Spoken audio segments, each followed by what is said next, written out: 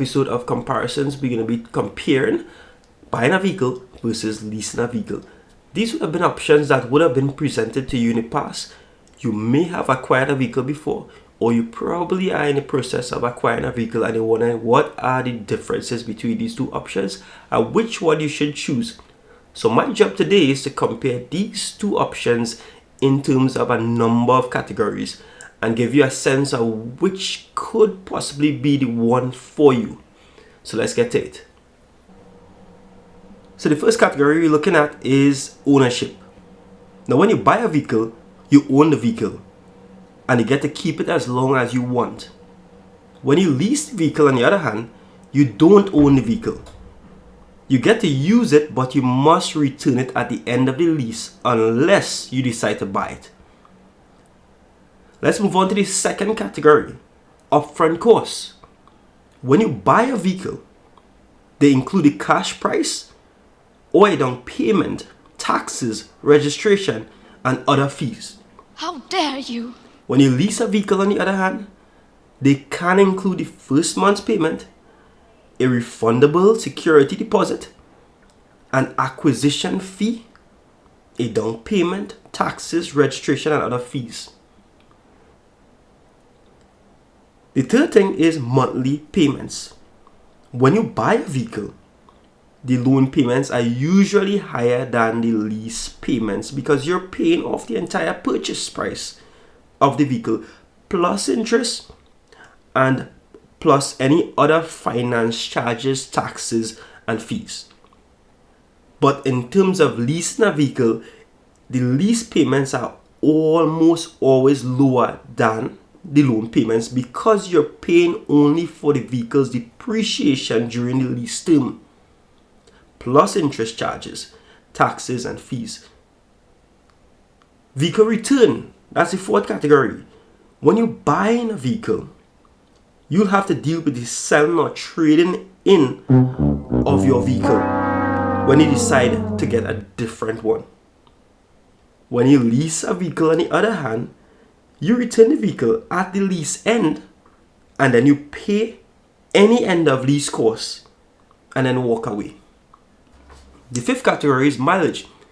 If you are buying a vehicle, you are free to drive any amount of miles you want. But keep in mind, the higher the mileage of the vehicle, it lowers your vehicle trade-in or resale value. If you lease in the vehicle, on the other hand, most leases limit the number of miles you can drive in a year. What that mean? So sometimes a lease might actually limit you to drive, say, 10,000 or 12,000 miles per year. And if you want to exceed that mileage, you will have to pay a fee. The sixth category is excessive wear and tear. If you buy a vehicle, it doesn't matter how much wear and tear the vehicle has. Just keep in mind that the more wear and tear, it actually is going to affect your vehicle's trading or resale value. On the other hand, if you lease a vehicle, they hold you responsible for any wear and tear. And if you exceed a certain amount of wear and tear, you're going to have to pay a fee. Another one is customizing. If you buy a vehicle, you can customize it in any way. No restrictions. It's your vehicle. But if you lease a vehicle, because you have to return that vehicle at the end of term, you will be restricted from any modification of the vehicle.